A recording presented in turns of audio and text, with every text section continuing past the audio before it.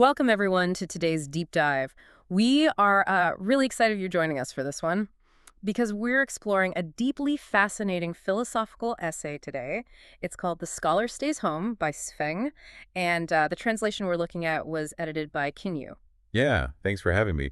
This piece is, it's really something else. It kind of turns everything we assume about modern life upside down. It really does. I mean, we operate on this fundamental assumption that more data automatically equals more understanding. Right, We exactly. put these incredibly powerful smartphones in our pockets, we string fiber optic cables across the ocean floors, and suddenly we just believe we're infinitely more aware than any humans in history. You can pull up the GDP of a country, watch a live feed of a volcano erupting, and order a new pair of shoes all within like 60 seconds. It creates this total illusion of omniscience.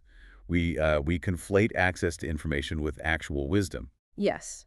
But this essay by Suifeng, which analyzes the ancient wisdom of Lao Tzu, it just shatters that idea. It forces us to look in the mirror and ask, is your 40-tab browser making you a scholar or just, a data hoarder? A very anxious data hoarder, Yeah. usually. Seriously.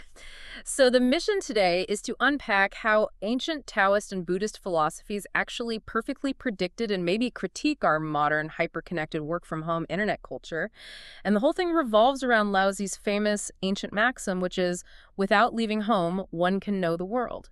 Right, and Shuefeng takes that ancient, almost mystical concept and maps it directly onto our modern digital landscape. He points out that the mechanics of Lao Tzu's quote have literally become our everyday reality. It's true. Sitting in front of a computer, we don't have to, cross oceans to appreciate the beauty of a foreign landscape. We watch films without ever visiting a cinema. Right, We streaming. listen to full symphonies, we complete these massive financial transactions, and instantly transmit messages across the globe without ever stepping out the front door. He even points to the more intimate sides of human nature, right? Noting that people can admire naked beauty or pursue desires and connections entirely without physical contact. Exactly. The sheer capability to harvest the world's offerings from a swivel chair is just staggering. And Spifeng looks at all of this and calls it marvelous. Okay, let's unpack this. Because looking at how we actually use the internet today, calling this setup marvelous feels almost, I don't know, dangerously optimistic. Yeah, I hear that. Because when I picture a scholar staying home today, I don't picture a serene philosopher cultivating wisdom. I picture like someone in sweatpants on a couch surrounded by empty coffee cups, just doom scrolling through a feed of algorithmic outrage. Is clicking through endless tabs actually knowing the world, or is it just hoarding noise? What's fascinating here is that tension is entirely the point. Shuofeng is highlighting that we have achieved the physical requirements of the ancient prophecy. We do not have to leave our homes to access the world, but we've completely missed the spiritual requirement. Wow, so we have the hardware, but not the software. Exactly. Having the world stream into your retinas in this chaotic flood of disjointed facts and images, that doesn't mean you are absorbing how the world actually works. Yeah. Passive consumption is, it's not the same as deep understanding. Right. If anything, having the universe at our fingertips has made us more frantic, which brings up this glaring contradiction in the text. Ooh, the travel paradox. Yes. If we can get absolutely everything we need, from groceries to entertainment to, like you said, intimacy shipped directly to our screens or our doorsteps, why do we feel this agonizing need to travel and hustle? Why is this culture of endless grinding and globetrotting still so dominant if the scholar is supposed to stay home? Well, popular wisdom pushes us in the exact opposite direction of lousy. Society bombards us with these proverbs like, read 10,000 books and travel thousands of miles. Oh, right. Or the idea that exposing yourself to thousands of miles of varied experiences will make your writing and your mind flow with divine inspiration. We are conditioned to believe that physical movement is the only vehicle for growth. But Laozi argued the complete inverse. He said, the farther one travels, the less one understands. Which sounds crazy to a modern ear. But Zwifeng reconciles this by drawing a line between the general populace and those with awakened spiritual awareness. Okay, wait, isn't dividing people into the spiritually awakened and the general populace a bit elitist? It sounds that way, sure. But he suggests that the advice to travel extensively and hustle constantly is essentially remedial advice. It's meant for people who need blunt physical impact to learn a lesson. Ah, I see. Like maybe traveling is just a metaphor for mental distraction versus the deep focus of meditation. Precisely. Those with awakened awareness, they don't need the blunt impact. Wifeng uses this incredibly elegant imagery. He says someone attuned to reality can know autumn is arriving just by watching the fall of a single leaf. That's beautiful. They don't need to travel to a forest and observe 10,000 trees shedding their leaves to grasp the concept of changing seasons. And he uses the example of Bodhidharma, right? The legendary Buddhist monk. Yeah, the one who famously faced a blank wall in meditation for 9 straight years. 9 years. I mean, on the surface, if you're steeped in modern hustle culture, staring at a wall for 9 years looks like the ultimate waste of time. It looks like total sensory deprivation. But neurologically and philosophically, Shufeng is arguing its sensory expansion. By shutting down the noisy, chaotic external inputs, Bodhidharma's mind was able to traverse the deeper tunnels of time and space. Because he removed the friction of the external world. Right. When you do that, you enter the realm of the non-material. You can envision limitless futures and understand deep structural truths. Shufeng warns that if you let your attention constantly rush outward, chasing the next vacation, the next trend, the next dopamine hit, you just become trapped in the monotonous phenomena of the external world. You're just running on a treadmill. Exactly. You exhaust your body and your mind traversing mountains and valleys, and in the end, you gain nothing beyond superficial experience. It's the physics of human attention. If your focus is endlessly projected outward onto the symptoms of the world, you never pause long enough to understand the underlying causes. Exactly. But let's pressure test this a bit, because if we aren't traveling and we are just sitting completely still, stripping away external stimuli, how do we actually know what's happening outside our front door? Like, without TV or the internet, how did ancient sages know things? Wouldn't they just become incredibly isolated? They avoided isolation by shifting their focus. Instead of memorizing events, they sought to understand fundamental principles. Shufeng points out that the sages didn't need to observe every single event in the world because they understood the root source code of reality. The Tao. Right, the Tao, which ancient Chinese philosophy essentially treats as the underlying operating system of the universe. It's the invisible current that dictates how things behave. Okay, so if you know the operating system, you don't need to check the output of every single program. Like, you know that an apple, once it ripens, will inevitably fall. And you know that water, regardless of the terrain, will naturally seek the lowest point and flow downhill. And Shufeng applies the same mechanistic logic to human nature, and it is also with a very stark, unfiltered lens. He argues that without spiritual cultivation, humans operate on basic, predictable biological algorithms. Right. His essay states that when a person is full and warm, lustful desires naturally arise. And when a person is hungry and cold, thoughts of theft inevitably emerge. He goes further with these examples, arguing that if men remain unmarried and women unwed, the unmet biological desires will eventually and inevitably lead to petty crimes or illicit affairs. It's the same fundamental principle as fish swimming in water or the season cycling. And to be clear to you listening, we are unpacking Shufeng's philosophical framework here. We're not endorsing a specific moral worldview, we're just looking at his text. But the core mechanism he's identifying is fascinating, that uncultivated human behavior is driven by baseline biological imperatives that override higher-order thinking. Yeah, once you accept that human beings, in the aggregate, are driven by these core imperatives, human history stops looking like a series of random chaotic events. It starts looking like a highly predictable pattern.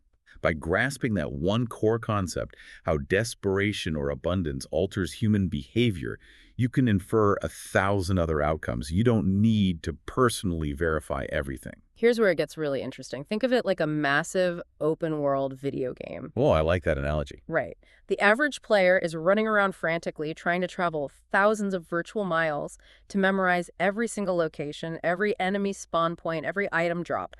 They are just exhausted trying to hold all that data in their head. It's impossible to track it all. But the software developer who built the game's physics engine, they don't need to watch the screen to know what happens if you drop an object off a cliff. They know the gravity variable is set to 9.8 meters per second squared. They don't have to verify the trajectory of every falling rock because they know the principle governing the rocks.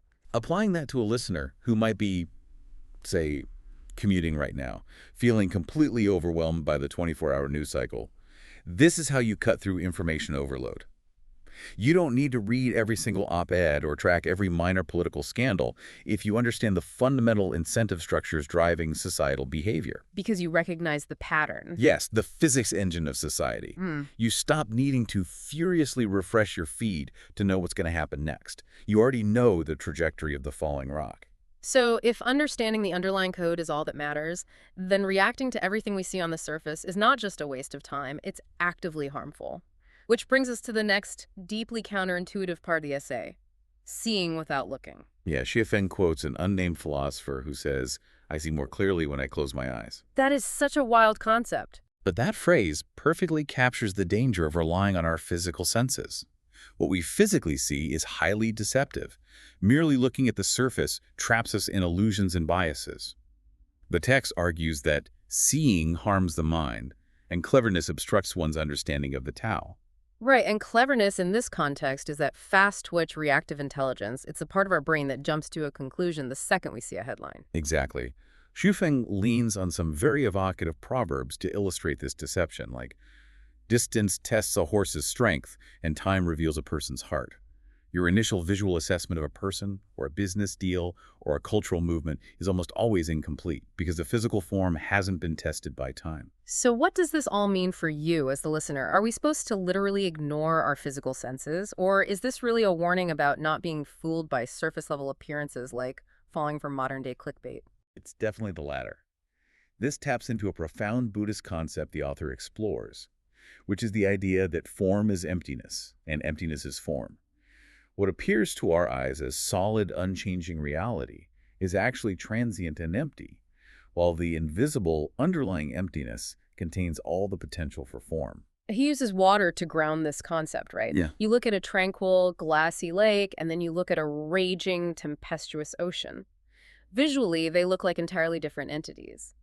But their essence hasn't changed. It is still just water. And he points out that humans are exactly the same. We obsess over our unique identities, our different cultures, our varied paths, but fundamentally, we all walk the same roads, consume the same sustenance, and share the same trajectory from birth to death. The essence never changes no matter how much the physical form dresses it up. Swifting is so certain of this underlying reality that he admits to making a somewhat arrogant claim. He tells people, "Without my guidance, you will never escape the cave of the silken web." The cave of the silken web. It's a great metaphor. He's referencing an ancient mythological trope, but applying it to today, that silken web sounds exactly like the modern algorithmic feed. It's sticky, it's intricately designed by an unseen spider, and it exists entirely to entangle your attention in a million different glowing illusions. That is a brilliant modern translation of the metaphor. The web is designed to hijack your visual senses. And Wei Fang notes that whether people accept this or not, the truth of their entanglement is as obvious as, quote, lice on a bald head. I love that visual so much. You literally cannot comb over it. You really can't. Ah. He brings in the imagery of the Buddha's palm, reminding us that heaven's net is vast and nothing escapes it. Because the fundamental principles of the Tao govern everything, there's nowhere to run. Looking outward for an escape from these rules is pointless. True clarity only comes when you close your eyes to the distractions and observe the vast, unchanging net that holds everything together. So clickbait, Yeah. outrage media, hyperconsumerism, these are all entirely reliant on manipulating what you see to hijack your mind and pull you away from the Tao. It's a mechanism designed to keep you agitated and reactionary. Absolutely. But this brings up a massive logistical problem. Oh, the non-action part. Right. If we shouldn't trust our actions because rushing about makes us superficial, and we shouldn't trust our eyes because the physical world is a deceptive web, how do we actually survive? How do we put food on the table? This leads to the final and most maddening piece of Laozi's triad: accomplishing without doing, non-action. Schreffing fully acknowledges how entirely confusing this concept is to a rational mind. He admits it leaves people scratching their heads in confusion. He runs through the logical impossibilities like, can you expect an autumn harvest if you haven't sown seeds in the spring? No. Can a feast magically appear on your table without culinary effort? Can you build wealth without working? Or achieve a university degree without studying? In a literal physical world, the answer is obviously no. If you sit on the couch and do absolutely nothing, you starve. But Swifting asks us to look past the brute force mechanics of input and output and consider the profound role of serendipity, systemic alignment, and unseen forces. He quotes a series of ancient proverbs highlighting how outcomes are rarely tethered directly to our forceful, frantic actions. Lose in the east, gain in the west. Good fortune hides inside bad fortune, and disaster often lurks behind a stroke of luck. Oh, like the famous parable of the old man losing his horse? Yes, perfect example. Losing the horse seems like a massive financial disaster, but then the horse returns with a whole herd of wild stallions. That seems incredibly lucky until the man's son breaks his leg trying to tame one of the stallions. A tragedy. But because the son's leg is broken, he is spared from being drafted into a deadly, catastrophic war. The forced actions trying to tame the horse caused harm, but the natural flow of events provided protection. You cannot control that complex chain of events through sheer force of will. Xiaofeng writes, when you intentionally plant flowers, they may not bloom. When you accidentally plant willows, they grow into shade. There is a natural equilibrium at play. He quotes, a virtuous person who does not seek blessings will naturally receive them. A schemer who tries to avoid misfortune will find it instead. Frantic striving and hyper-calculated cleverness often backfire because they agitate the natural order. And then he drops what I think is the most critical metaphor of the entire essay. He says, rather than standing by the river envying the fish, it is wiser to go home and weave a net for oneself. That image perfectly encapsulates the philosophy. Wait a minute, hold on though. I have to look closely at the mechanics of this metaphor. Weaving a net is not a passive activity. It takes hours of agonizing, focused labor. Your hands would be bleeding. You were tying thousands of intricate knots. How on earth does Shifeng categorize weaving a net as non-action? If we connect this to the bigger picture, this is where we have to define what non-action or wu-wei in the Taoist tradition actually means. Non-action does not mean lying on the floor in a vegetative state. It isn't a defensive laziness. It means acting in total alignment with the underlying nature of reality, rather than forcing outcomes against the grain. Ah, I see. So standing by the river, envying the fish, or worse, jumping into the rapids and trying to grab slippery fish with your bare hands that is forcing it. That is the frantic, outward-rushing action that exhausts the body. Exactly that. Jumping into the river is reacting to the symptoms. Going home, finding tranquility, and quietly preparing a net that is acting in accordance with the underlying principles. You are building a system. You prepare the tool, you cast it into the current, and you let the river and the behavior of the fish do the rest. The net represents passive capture versus frantic chasing. You are aligning your effort with the Tao. So bringing this back to our listener, if you are trying to learn a new industry, or build a business, or even just become a more well-rounded person, envying the fish is doom-scrolling LinkedIn, getting jealous of other people's success, and frantically launching half-baked projects. Yeah, a lot of us do that. Right.